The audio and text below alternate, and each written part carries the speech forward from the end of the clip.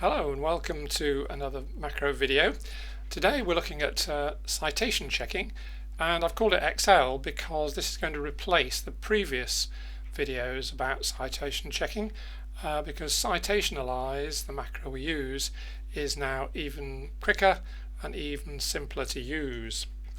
So we've got citationalize as the macro, and the job that we're going to be doing is to check the citations against references and vice versa. So in other words, for each of the citations, is there actually a reference in the list? And for each reference in the list, is it cited somewhere in the document? Okay, so what formats does this new macro cover? All of these. Expand that. Here we go. Any of those formats will be picked up by this new version of the macro. So let's have a demonstration.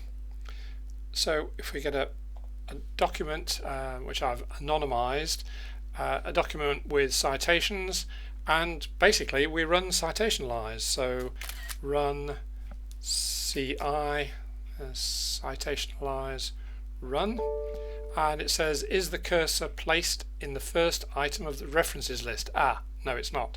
So it's just a reminder that you have to go down to the references and put the cursor in the first line of the references and then run citationalize. So let's try again. Run, is it? Yes, it is. Off we go.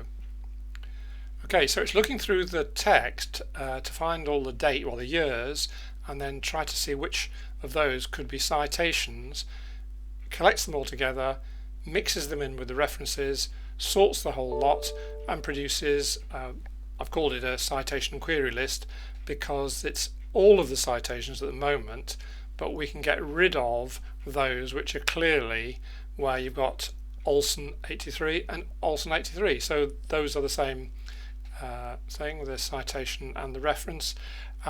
And there's a couple of citations there, and it marks them with color so that it doesn't matter particularly when there's only one, but when we start, if we go down to say 2007, then we've got several here, and the coloration will help you to see that there's Corder and Calger there, and there it is down there, Odeb and McClatchy, whatever it is.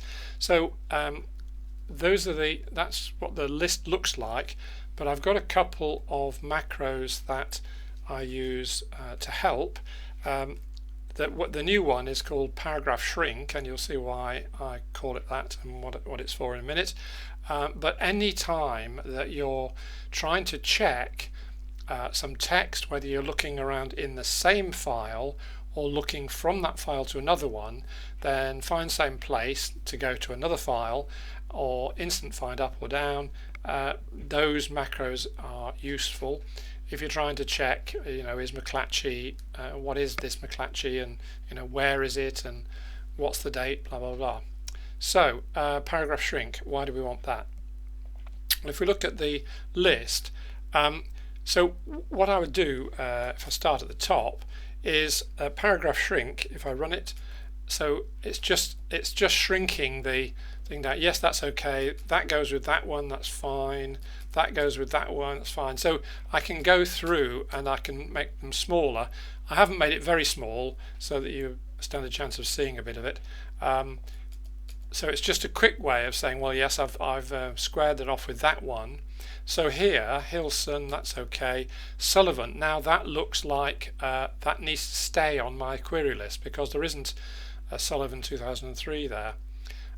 So that's the sort of thing that we can do. There isn't a Lindstrom there.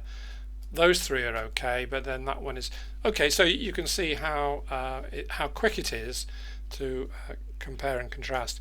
If I whip down, say, to the 2021s, then in there, you can say, right, Austin, that's okay. Bloom is okay. That one's okay. Now what's happening here? So what have we got? Niffin, yes, that's okay.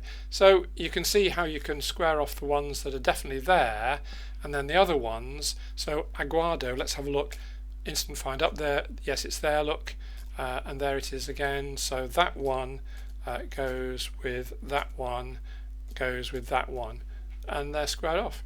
And basically that's it, that's the macro. Well, I hope you find it useful, and if you've got any problems or suggestions, do get in touch. Okay, thanks for watching, bye for now.